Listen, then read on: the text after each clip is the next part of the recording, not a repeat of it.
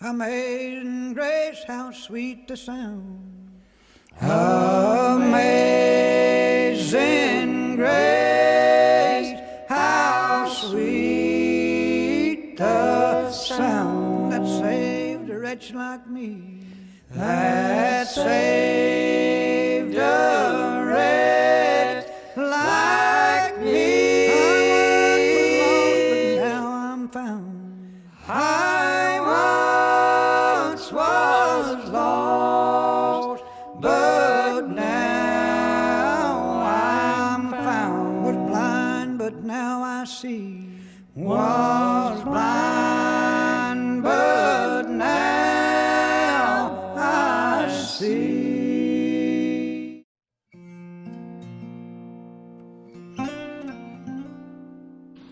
I've always been interested in facts and so forth relating to the Civil War that was fought in our country about 150 years ago. Interested mainly because my grandfather was part of the army that engaged in the battles of that war. After my retirement, I was asked to serve on the board of directors of Lipe Cemetery here in our neighborhood. And imagine my surprise when I found a monument one day in that cemetery that said 7th Tennessee Cavalry. It stirred my curiosity, and I began to dig and research who this person was and what he was doing up here. After about a year and a half search, I found that there were two 7th Tennessee units.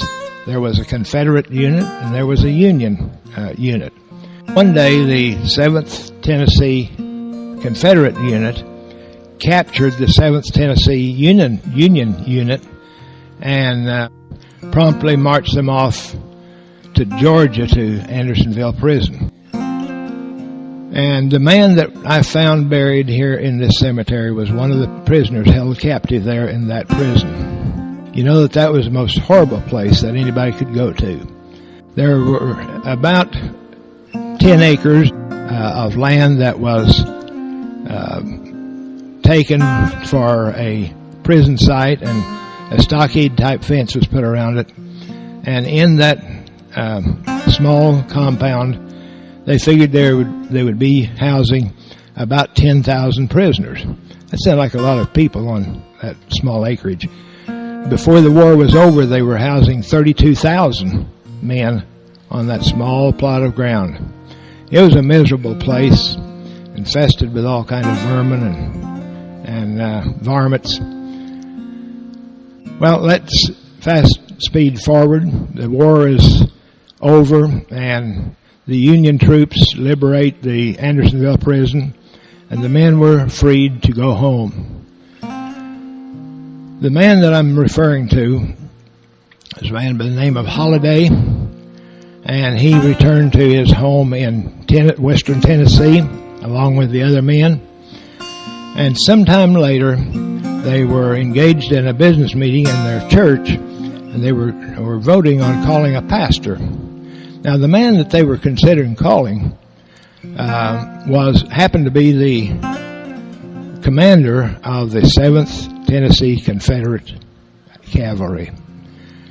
Some of the men who were in the 7th Tennessee Union Cavalry stood up in the business meeting and said, "You elect this man as pastor of this church and we're out of here." The men stated their reason for their objection, and that was the fact that he had caused them so much pain, and they would never approve of him as pastor. The pastor, or prospect, said, "Now, men, that was wartime, and we had to do what we were told. Jesus was forgiving, and we have to learn to forgive in this situation. Jesus was forgiving when they taunted him, when they arrested him, when they beat him." And one of the men said, "Yes, Jesus forgave them all right, but they didn't send him to Andersonville. They only crucified him."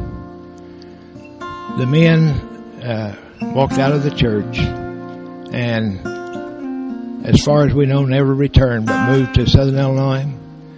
Mr. Holliday ended up moving to a farm in the Bosquedale area and lived out his life here.